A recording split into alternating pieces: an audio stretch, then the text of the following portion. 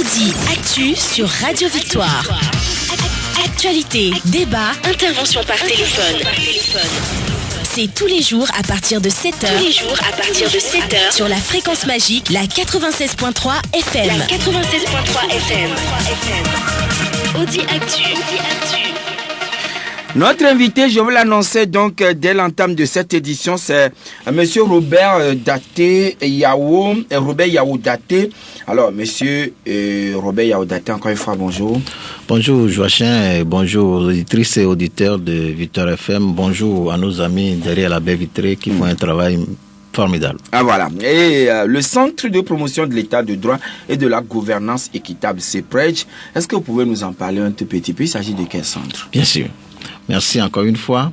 Le Centre de promotion de l'état de droit et de la gouvernance équitable, comme tu viens de le définir, c'est un centre qui s'inscrit dans la gouvernance équitable. C'est-à-dire que nous avons pour objectif de dénoncer tout ce qui est malgouvernance. Et si vous vous souvenez, nous avons fait sortir un certain nombre de communiqués que vous avez lus sur votre radio ici. Concernant Bolloré, on en a dénoncé un tout petit peu.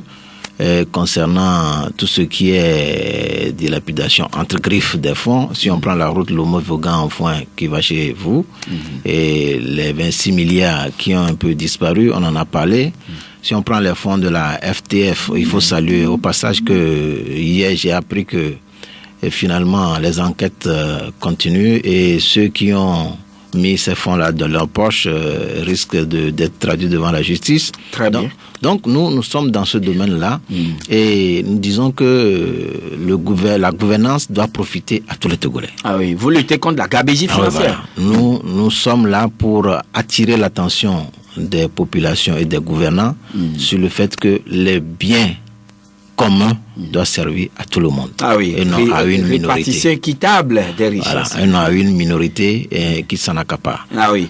Alors, si tel est le cas, depuis quand est-ce que vous existez? Nous existons déjà, ça fait presque un an que nous existons. Et vous avez pu dérouler un certain nombre d'activités? Oui, disons que nous avons... très souvent, nous faisons de la communication pour le moment, pour nous faire connaître. Et votre radio, d'abord nous saluons cette radio qui nous accorde de temps en temps un temps d'antenne pour qu'on puisse s'exprimer sur la question. Et nous avons aussi fait un certain nombre de formations à quelques personnes, surtout les femmes, pour leur faire comprendre ce que c'est que la gouvernance. Parce que la gouvernance, ce n'est pas seulement au sommet de l'État. La gouvernance, c'est chaque jour. Justement, c'est la question que je voudrais vous poser. Est-ce que quand vous parlez de gouvernance, c'est forcément l'État? On doit véritablement tourner le regard vers l'État ou bien, disons, ceux-là qui sont au pouvoir? Non, c'est pas seulement que ceux qui sont au pouvoir. La gouvernance nous concerne chaque jour. Parce que lorsque vous prenez, par exemple, vous vous souvenez que dans nos contrées, il nous revient très souvent que les femmes qui ont fait des emprunts dans les microfinances n'arrivent plus à dormir parce que elles ont confondu ce qu'elles avaient comme emprunt à leur poche. Et donc, du coup, elles tombent dans des problèmes et ça devient compliqué pour elles.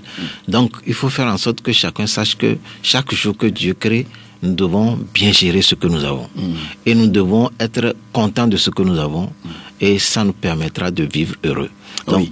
Si tel est le cas, en tout cas tel que vous venez de l'exposer, je m'en vais vous poser cette question aujourd'hui.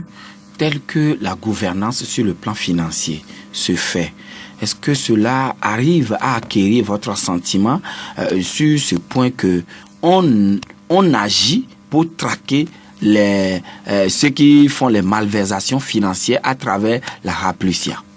Non, je crois qu'il faut encore plus améliorer.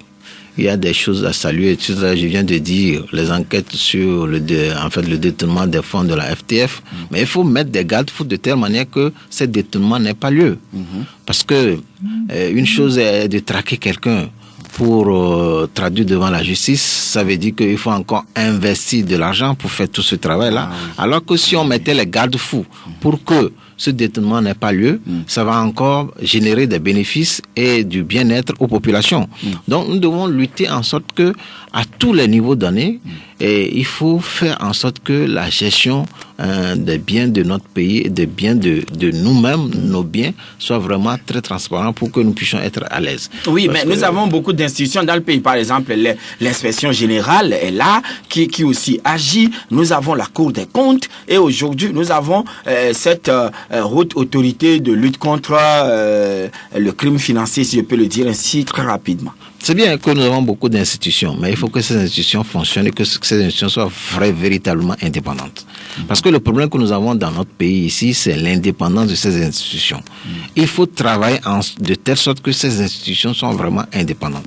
Lorsqu'on nomme quelqu'un à la tête d'une institution, il ne faut pas que la personne croie que je dois à celui qui m'a nommé. On vous a nommé à la tête de l'institution pour faire un travail pour le peuple. Mais nous constatons que dans notre pays, lorsque tu es nommé à un poste de responsabilité, automatiquement, les phares sont braquées sur toi et tu es obligé des fois à faire la courbette. Non, nous devons sortir de ça. Mais vous pensez que vous-même, au niveau de ces prêches, vous me nommez maintenant au trésorier général, au poste de trésorier général, et je ne vous devrai pas respect, soumission? Oui, vous me devez respect. Ça ne veut pas dire que vous devez faire toute ma volonté, non. Si vous voyez que ce que je demande pour sortir de l'argent, c'est pas bon, vous devez agir. Si vous n'agissez pas comme ça, ça veut dire que vous n'êtes pas dans ces prêches. Et si j'agis ainsi, vous allez me donner un coup de botte à la porte ou me foutre à la porte? Heureusement que c'est une structure où tout le monde doit savoir ce que tout le monde fait. Et c'est pour cette raison que très souvent dans nos émissions, on est toujours accompagné de quelqu'un pour voir à peu près ce que l'autre fait, pour qu'on ne soit pas indispensable. Il faut que la structure soit en sorte que lorsque le président n'est pas là ou bien le premier responsable n'est pas là, que quelqu'un d'autre puisse assumer. Parce que nous, au niveau de ces prêches, nous sommes en train de faire la culture de l'alternance. Voilà. Culture de l'alternance. Bien sûr, il ne faut pas être éternellement... culture de la bonne gouvernance. Non, on fait aussi la culture de l'alternance parce que la vraie bonne gouvernance aussi nécessite l'alternance. Parce qu'il faut faire l'alternance pour que l'autre vienne découvrir ce que tu as fait de mauvais. Et donc, tout le monde sait que voilà ce qui s'est passé et à partir de là, on puisse corriger ce qui n'est pas bon. Donc, les deux doivent être de pair pour que tout soit transparent. Sinon, si ce n'est pas ça, on pense qu'on fait bien, mais peut-être que ce que tu fais est un peu... Oui, donc, si à vous écouter ou bien vous entendre, est-ce à dire que ceux-là qui sont à la tête de ces différentes institutions doivent forcément acquérir leur indépendance? Non, ça dit que... Ils doivent militer pour avoir cette indépendance. Aucun pays au monde ne peut fonctionner correctement si les institutions ne sont pas indépendantes. Si vous prenez les États-Unis aujourd'hui, donc je vais à l'extrême, Ah oui, bien sûr. Je vais à l'extrême. Le président Trump vraiment... Attends, vous voyez tout ce que fait le président Trump, mais il est toujours confronté aux institutions qui sont très solides. Une justice qui ne le lâche pas du tout. Moi, je ne parle pas seulement de la justice. Les institutions sont solides. Et nous devons en Afrique, surtout au Togo, qui est mon pays, faire en sorte que les institutions soient vraiment des institutions dignes de ce nom. Lorsqu'on dit que telle est l'institution, il faut que tout le monde respecte l'institution. Les institutions sont au-dessus des personnalités. Oui. Parce que lorsque tu es là, il faut que le travail que tu feras dans cette institution reflète vraiment ta valeur. Et de telle manière que celui qui viendra après toi dise que moi je dois faire mieux que toi. Et ça devient une sorte de concurrence. Ça devient la culture est là. Mais si ce n'est pas ça, le pays ne va pas se développer. Et nous avons ce problème vraiment au Togo et en Afrique. Nous devons évoluer. Il y a des pays qui commencent pas à évoluer. Si je prends le Ghana à côté, les gens commencent pas à évoluer, pas mettre en place des institutions. Vous vous souvenez, entre-temps, Gigi Ronest a dit, nous allons mettre en place des institutions de telle manière que même si c'est un bébé qu'on met à la tête de l'État, il puisse diriger sans problème. Voilà. Donc, et que même si le diable venait à vouloir changer, qu'il ne le fasse pas. Voilà. Donc, nous devons, et ça, c'est le travail de tout le monde. Ce n'est pas le travail d'une seule personne, ni du pouvoir pouvoir ni de l'opposition, mais c'est le travail de tout le monde. Nous devons faire en sorte, même le citoyen lambda doit savoir qu'il doit faire en sorte que les institutions de la République soient solides. Ça, c'est la gouvernance équitable. Voilà. Et vous avez également toujours dans votre association le volet l'état de droit, promotion de l'état de droit. Qu'est-ce que vous y mettez? Bien sûr. C'est-à-dire que toute organisation de la société civile doit savoir que il faut respecter l'état de droit dans un pays. Parce qu'un pays où on ne respecte pas l'état de droit pose un sérieux problème. Si vous vous souvenez, surtout votre radio, encore une fois, merci, vous avez fait sortir un de nos communiqués sur le fait qu'on avait tué un de Togolais à cause de cette histoire de carburant frélaté, par balle perdue. Au niveau de Tokli. Mais c'est grave. C'est des événements qui sont graves. C'est-à-dire que perdre des vies humaines, ce sont des événements qui sont graves. C'était une bavure. Oui, mais c'est très grave. Comment se fait-il qu'on peut perdre les vies humaines? Et il y a d'autres choses. Si nous prenons les exactions qui se font par-dessus, par-là, nous, on dit qu'il faut arriver en sorte que le Togolais, qu'il soit grand, gros, petit, mince, n'importe quoi, que ses droits soient respectés. Nous sommes dans un pays où, lorsque on passe un concours, tout le monde vient courir vers ses grands frères pour dire « Ah, grand frère, on a passé le concours là, mais il faut que tu nous aides, sinon on connaît le Togo. » Il faut qu'on arrive à ce que, lorsqu'on passe un concours, que le meilleur gagne. C'est le meilleur gagne. Oui, parce que ça aussi, c'est le respect du droit de la personne. Lorsque vous passez des tests et que vous soyez obligé de faire les couloirs pour que... Non, on ne peut pas continuer comme ça. Un pays ne peut pas se développer dans la culture de la médiocrité. Un pays ne peut se développer que dans la culture de l'excellence. Vous pensez que c'est de la médiocrité? Oui, si on lance un concours, vous y participez. Alors, après avoir compétit, puis maintenant, après avoir conclu, autant pour moi, vous avez un grand frère qui peut-être, oui, il pourrait toutefois vous aider. Alors, c'est la culture de la médiocrité. Vous pensez que si cette culture-là était là depuis, les gens comme nous autres, on ne peut jamais sortir du lot. Parce que nous, on n'avait personne. Et aujourd'hui, il y a plein de Togolais qui sont excellents dans leur milieu, mais qui sont abandonnés parce que ils n'ont personne. Il faut qu'on sorte de ça. Lorsque vous prenez les enfants qui sont dans les écoles primaires, vous allez dans un village, vous allez voir un enfant qui ne trouve même pas à manger à midi, mais qui est premier avec des moyens extraordinaires. Oui, ça c'est vrai. Avec des moyens extraordinaires. Cet enfant-là sort avec son CPD, mais l'État n'arrive pas à encourager cet enfant à faire de lui un trésor pour le pays. Pourquoi? Donc, il faut qu'on sorte de cette histoire-là pour dire qu'il faut avoir à tout prix quelqu'un avant de pouvoir avoir de quoi manger ou bien avant de pouvoir faire valoir ses capacités. Tout à l'heure, il faut saluer le grand frère qui a quitté ici pour Vrisco. Ça, c'est encouragé. Maintenant, de ces initiatives-là, il faut les encourager.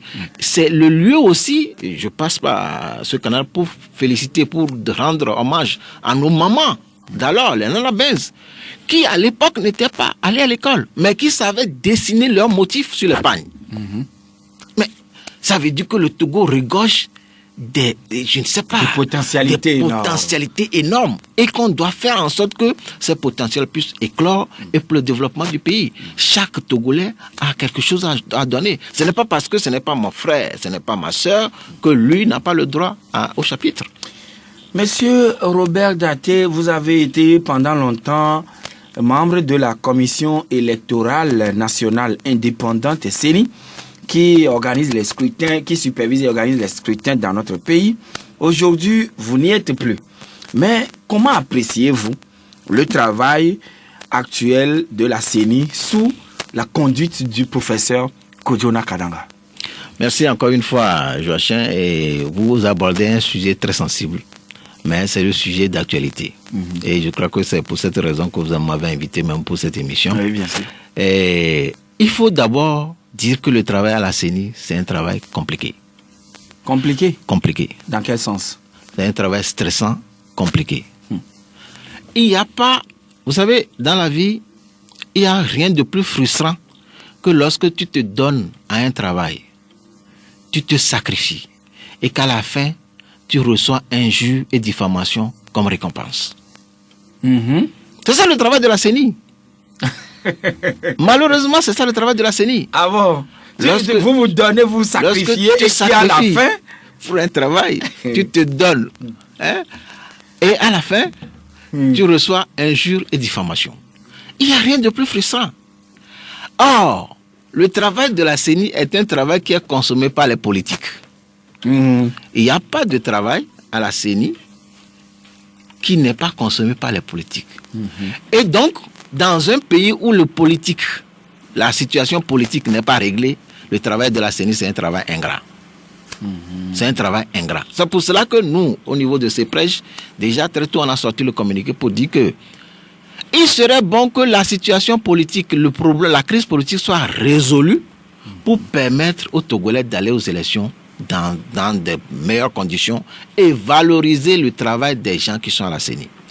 Monsieur Joachim, si on prend en 2015, je prends seulement 2015, le travail technique qu'a fait la CENI du Togo est meilleur que le travail technique qu'a fait la CENI du Bénin. Vous allez trouver Pourquoi dites-vous cela? Vous allez trouver ça bizarre. Travail technique qu'a fait la CENI togolaise en 2015 est meilleur que le travail technique qu'a fait la CENI. Là, vous parlez en tant que rapporteur de la CENI à cette époque. Je parle en tant que membre de la CENI à cette époque. Oui. Et j'ai comparé. Oui, mais quand même, si on voit la proclamation du résultat, il a fallu 2 chefs d'État ouest-africains de venir et que le président de la CENI soit sur le plateau de la TVT et que son vice-président vienne le huer. Et finalement, voilà, vous connaissez la suite. Oui. C'est ça le problème togolais. C'est-à-dire que lorsque vous faites... Et c'est à cela vous dites que le travail est techniquement bien fait. Lorsque vous faites un travail et que le politique ne le consomme pas, tout ce que vous avez fait comme travail est nul et de nul effet. Est-ce qu'au Togo, vous pouvez imaginer qu'on peut voter avec 3 cartes différentes au Togo? Est-ce que c'est possible? 3 cartes différentes? Ah oui. Au Bénin, en 2015, il y en a qui ont voté avec... Et c'est 3 cartes différentes. Et même la carte d'identité a servi à voter. Mais comme les politiques se sont entendus, tout le monde a apprécié. Mais au Togo, nous avons une crise politique. La crise togolaise n'est pas une crise technique, c'est une crise politique. Et il faut régler la crise politique avant d'aller vers les élections. Sinon, tout le travail que va faire techniquement la CENI... Vous vous souvenez? En 2015, vous vous souvenez qu'on avait choisi une date... le 21 avril, et cette date-là, parce que le gouvernement, disons, un membre du gouvernement avait donné le 15 avril, le fait qu'on a choisi cette date-là a obligé les gens à quitter on les a obligés à quitter la CENI. Les gens m'ont dit qu'ils ont démissionné, ils disent non. On les a obligés à quitter la CENI. Chemin faisant, on a choisi un bulletin de vote pour minimiser les cas de fraude. Les bulletins nuls. Pour minimiser les bulletins nuls. On a choisi un format. Ça, c'est un travail technique. C'est un travail technique. Mais une fois que ce travail-là est fait, on a obligé aussi certains d'autres à quitter la CENI. Vous voyez? Donc, le travail de la CENI, c'est un travail complexe et compliqué. Mais vous ne pouvez avoir, disons, la joie de faire ce travail que lorsque le côté politique, le pays est politiquement... Donc actuellement, là, êtes-vous en train de nous signifier que M. Kojona Kadanga serait en train de faire le travail technique, mais les politiques ne sont pas en train de lui favoriser la tâche? Non, il ne peut pas faire le travail technique même là où il est. Parce que tout ce qu'il fait aujourd'hui, il se donne, il se tue. J'estime qu'il se donne, il se tue. Mais la finalité, il n'aura pas. Donc c'est pour cette raison que nous, au CEPREJ, on fait appel aux politiques, que ce soit le gouvernement, que ce soit l'opposition, à résoudre la crise togolaise. Parce qu'au moins pour une fois au Togo, il faut que le travail que va faire la CENI soit salué par les politiques. Par l'ensemble des acteurs politiques. Et maintenant, qu'est-ce qu'on va faire avant que le travail de la CENI ne soit salué par l'ensemble des acteurs? Nous sommes dans une crise politique. Oui, reconnue même à l'échelle internationale. Au moins aujourd'hui, au moins aujourd'hui, tout le monde reconnaît qu'il y a une crise au Togo. Donc, asseyons-nous, résolvons la crise, et une fois qu'on a résolu la crise, nous allons maintenant aux élections. Sinon, tout ce que nous allons faire sans avoir résolu la crise, plutôt, mais ça ne donnera rien. Les gens vont se tuer, et puis c'est la tension qui est au bout, mais vous allez donc finalement, ce n'est pas la CENI le problème en réalité. Alors, la crise doit être traitée à un autre niveau donné avant que la CENI ne puisse travailler franchement. La CENI fait partie de la crise parce que il faut régler le problème politique pour que cette CENI même que vous allez être, vous soyez heureux. Parce que du moment où vous êtes là et que tout le monde vous conteste, mais vous avez des problèmes. Vous pouvez beau travailler, mais vous n'aurez jamais les résultats. C'est ça le problème togolais. Voilà, et vous dites il faut résoudre la crise politique. Quelle crise politique et comment la résoudre au niveau de ces prêches? À votre entendement, nous allons marquer la pause avec la complicité de Ascool et on revient tout de suite. Audi Actu, c'est du lundi au vendredi de 7h à 8h20 sur Victoire FM. Victoire FM.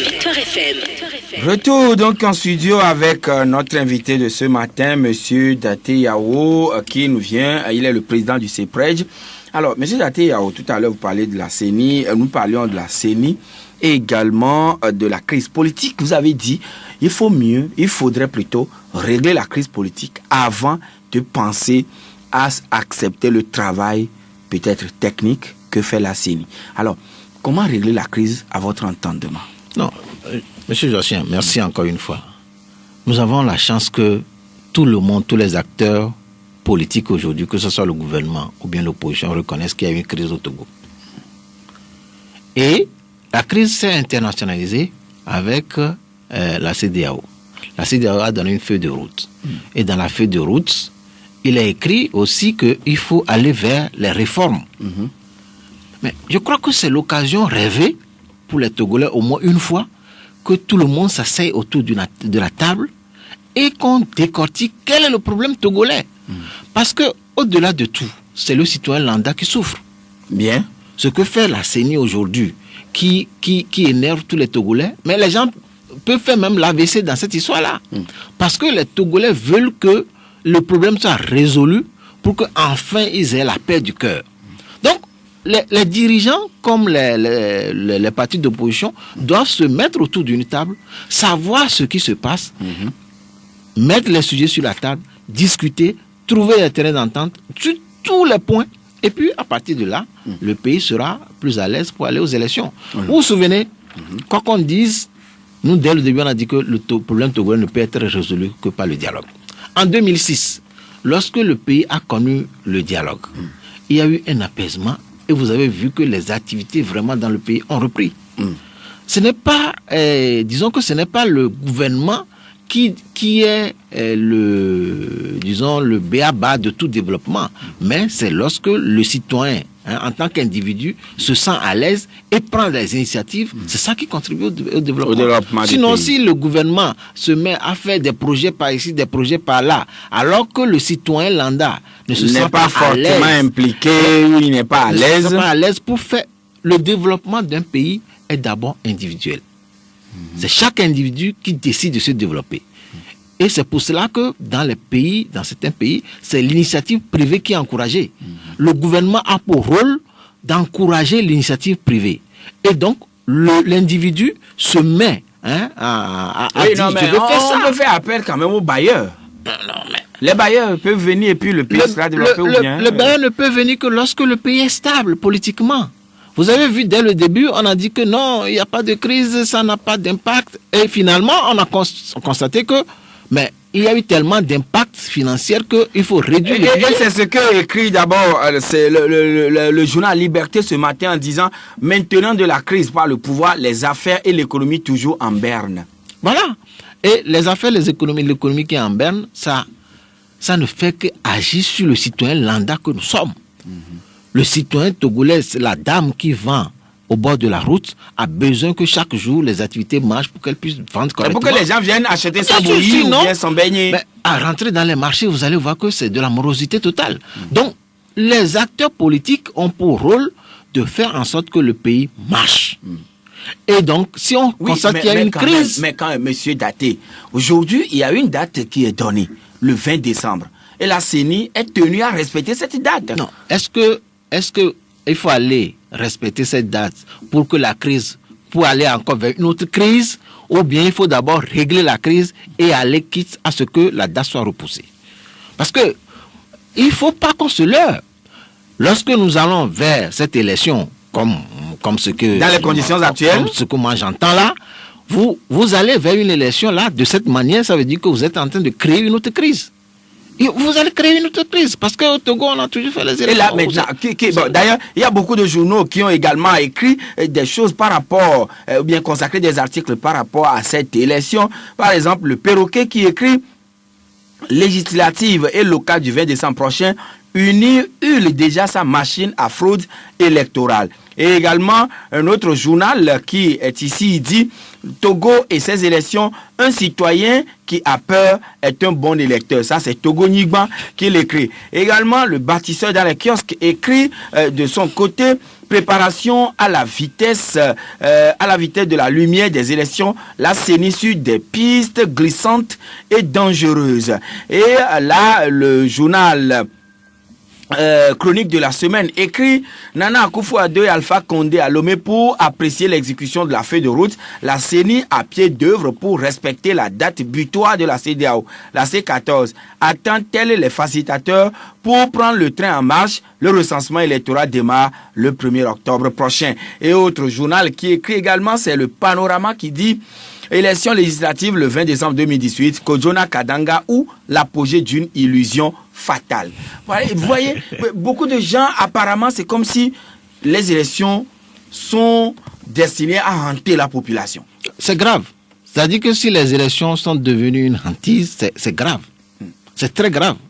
Lorsque j'écoute, on dit qu'un citoyen qui a peur est un bon électeur, c'est à l'antipode des élections. Le citoyen, c'est à l'antipode des élections. Le citoyen doit aller aux élections dans la joie. Si le citoyen a peur, c'est à cause de la peur qu'il va aux élections, parce que ce que dit le journal, c'est-à-dire que les gens sont obligés d'aller à ces élections parce qu'ils ont peur. Ils ont peur de perdre leur boulot. Ils ont peur de ne pas que les affaires ne marchent. Ainsi de suite. Si c'est ça, ce n'est pas une élection. Donc moi je pense que, je m'attarde pas sur la CENI. C'est le gouvernement. C'est le gouvernement qui doit prendre la mesure de la chose et faire en sorte que... Pourquoi dites-vous le gouvernement? On nous parle ici de commission électorale nationale indépendante. Et vous parlez de gouvernement? Joachim, tout à l'heure, je t'ai démontré par A plus B que il y a des choses sur lesquelles nous ne devons pas revenir. Ouais.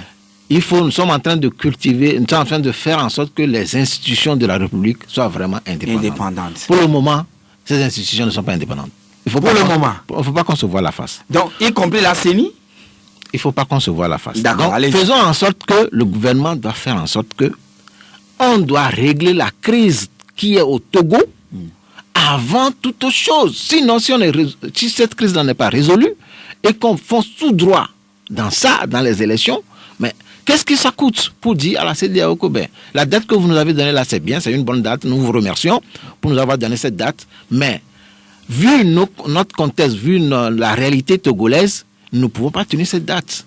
Et donc, nous vous invitons à nous aider à ce que nous résolvons la crise pour que demain, nous allons à une élection vraiment en toute sérénité. Là, vous donnez raison donc à l'opposition. Sinon, le CAR aussi exprime son indignation contre la poursuite du processus électoral. C'est au travers d'un communiqué dont nous avons fait mention dans le journal tout à l'heure. Et il y a l'ANC, entre-temps, qui a protesté. La C14 qui dit niet. Monsieur Pascal Adoko également, qui aussi n'est pas du tout d'accord en disant, la dernière fois, je le cite, le zèle qu'il développe est un zèle pernicieux. Non, je crois qu'il faut que chaque acteur politique, que ce soit l'opposition comme le parti au pouvoir, fasse en sorte que la crise soit résolue. Et que les gens s'inscrivent dans le dialogue vrai, franc et sincère. Oui, mais les facilitateurs, disons, la CEDEAO vous a déjà tracé la voie. Est-ce qu'il revient alors à la CEDEAO d'être toujours gendarme derrière vous, ou bien le chef de l'État doit prendre son bâton de pèlerin pour agir et essayer de voir ce qu'on peut faire, ou carrément c'est l'opposition qui doit prendre son bâton de pèlerin? Nous, au niveau de ces prêches, nous avons dit la fois passée qu'il serait bon que ce soit l'opposition ou que ce soit le parti au pouvoir, que des couloirs soient faits pour que le problème est togolais. Il faut que les Togolais puissent s'entendre entre eux-mêmes pour que, à un moment donné, qu'on résolve la crise. Il ne faut pas tout laisser aux facilitateurs. il faut que nous pouvons nous entendre sur le minimum avant pour pouvoir évoluer. Donc, il est important que ces passerelles-là soient créées pour que la crise togolaise connaisse une issue heureuse avant toute élection. Sinon, on ne s'en sortira pas. Les conditions dans lesquelles on organise les élections, ça ne s'en sortirait pas? Non. Il ne faut pas qu'on se leurre. Il ne faut pas qu'on se leurre parce que lorsque nous allons tout droit dans ce que nous faisons là, nous allons tout droit dans le mur. Et demain, une crise ou une autre crise pire que ce que nous avons connu peut arriver. Que le Seigneur nous en épargne. Et nous allons prendre M. Gado. Bonjour. Bonjour, M. Jacquet. Oui, nous vous écoutons, M. Gado. Oui, bonjour à votre invité. Bonjour, M. Gado. Vraiment. Quand vous n'êtes plus à la CENI, vous pouvez me dire là où il y a la tricherie pour comprendre la précaution. C'est très important. Merci, bonne journée. Monsieur Gado. Merci, M. Gado. Bien noté. Merci, Gado, pour la question. Un autre intervenant en ligne sur le 22 21 80 99. Allô? Pelé. Oui, Pelé, nous vous écoutons. Oui, bonjour, invité. Bonjour, M. Pelé. Oui, avec tous vos expériences que vous avez fait à la télé, aujourd'hui, avec une série politique et une série technique, c'est-à-dire laquelle peut résoudre le problème togolais aujourd'hui? D'accord. Est-ce que la série technique peut résoudre ce problème? Expliquez-nous qu'est-ce que c'est que la série technique? Comment on peut procéder à une série technique? D'accord, bien noté. Et nous allons prendre M. Pacha. Bonjour. Bonjour, M. Jachet. Oui. Merci pour l'émission. Nous vous écoutons alors. Notre monsieur a tellement bien parlé.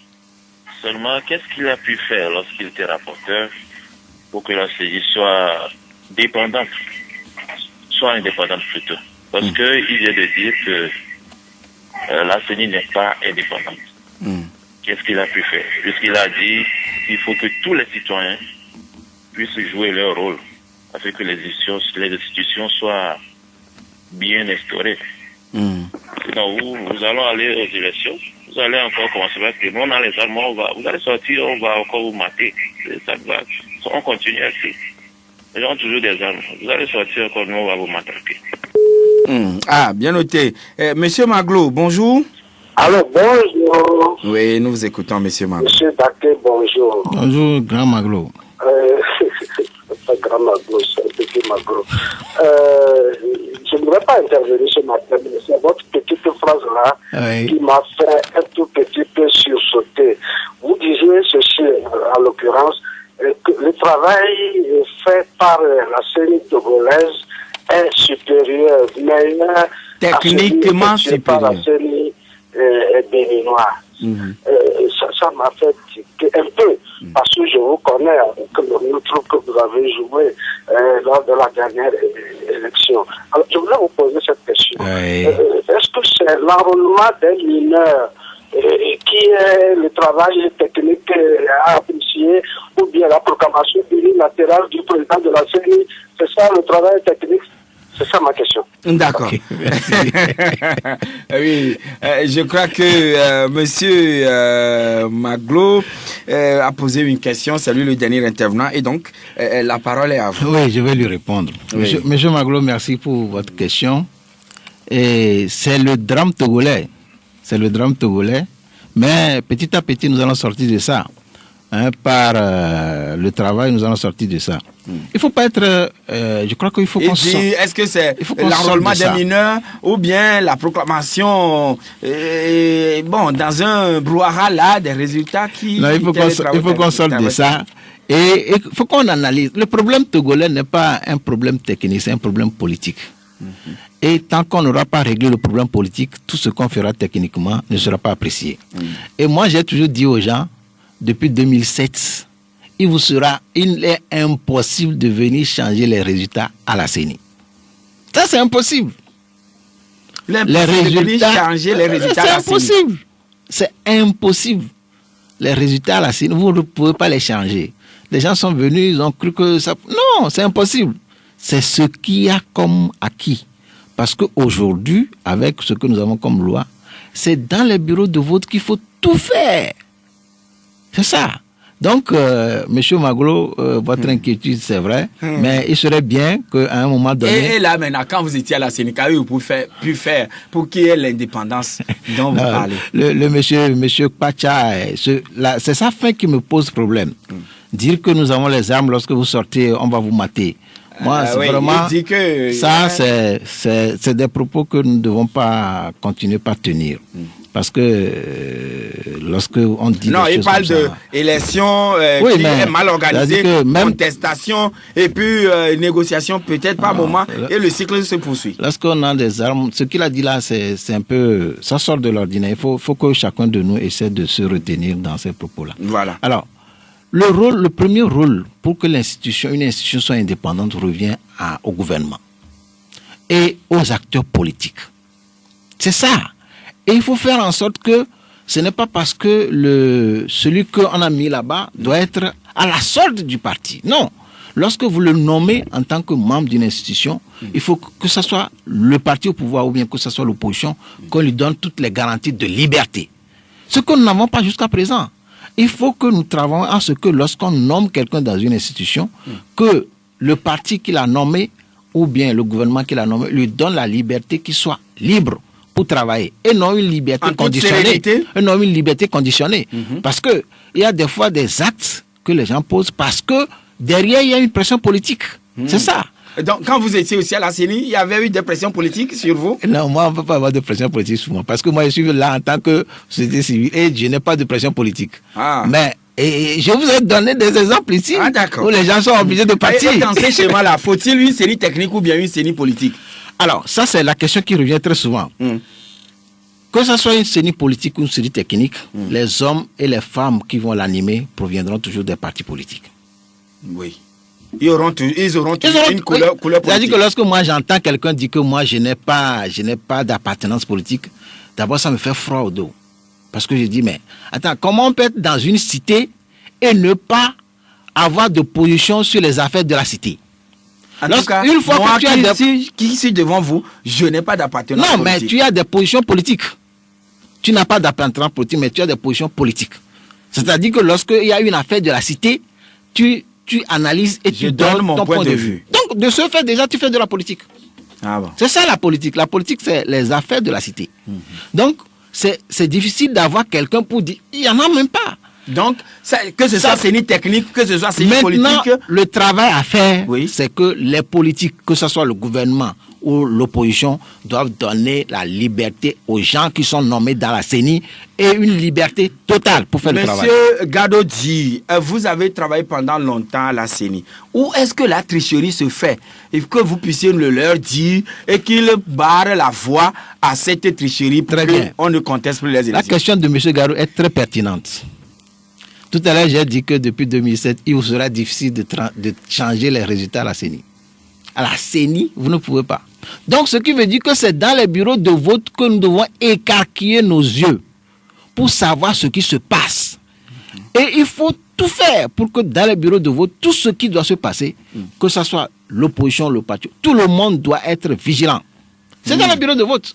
Mais je vais vous dire, même ici, à Lomé, en 2015, mais on a trouvé que des procès-verbaux ont été signés à midi déjà. Ça pose un problème dans les bureaux de vote. Donc, M. Gallo, la prochaine fois qu'il y aura l'élection, je souhaiterais que vous, en tant que citoyen, que vous preniez votre bâton de pèlerin et que vous circulez de bureau de vote en bureau de vote pour vraiment vérifier tout ce qui se passe. Mais s'il n'est pas délégué, qu'est-ce qu'il peut faire? Non, il est permis à tous les citoyens d'assister au dépouillement. Donc, il faut qu'il soit là. Ah oui, mais le problème, c'est que il faudrait que les procès-verbaux, tels que signés par l'ensemble des représentants, puissent parvenir ou bien puissent aller à destination dans la même forme. Mais maintenant, avec sa présence, il saura comment ça se passe et va dénoncer ce qu'il faut dénoncer. Et nous sommes à la fin, votre mot de conclusion. Non, je crois que, encore une fois, merci Joachim, merci au directeur de la radio, merci aux techniciens qui sont derrière la belle vitrine, merci aux auditrices et auditeurs qui nous ont suivis, mais une chose, il faut que la crise togolaise soit résolue avant toute élection. Sinon, nous allons tout droit dans le mur. Merci beaucoup à monsieur Daté Robert Yao, qui est le président, je rappelle bien sûr, de CEPREJ. Et CEPREJ comprenait par là le Centre de promotion de l'état de droit et de la gouvernance équitable. Merci d'être venu chez nous ce matin. C'est moi qui vous remercie. Ascool, merci. Mais avant de pouvoir vous quitter, tout à l'heure, tout juste après nous, Yen Mangba, notre collègue, il va recevoir des responsables qui nous viennent de l'Ora Bank, et ce serait dans la tranche marketing, sera question de la promotion du compte épargne Ora Bank. Alors, compte épargne Ora Bank. Alors, vous allez pouvoir gagner de nombreux cadeaux tout à l'heure en participant à un jeu spécial, et ce sera sur le 22 21 80 99 bien 92 02 80 63. Messieurs, dames, c'est la grâce ou bien c'est le prix, le cadeau que Victoire FM vous offre ce matin avec le concours de Ora Bank. Soyez prêts à gagner tout à l'heure ces lots-là pour que vous puissiez savourer le week-end qui s'annonce déjà. Merci.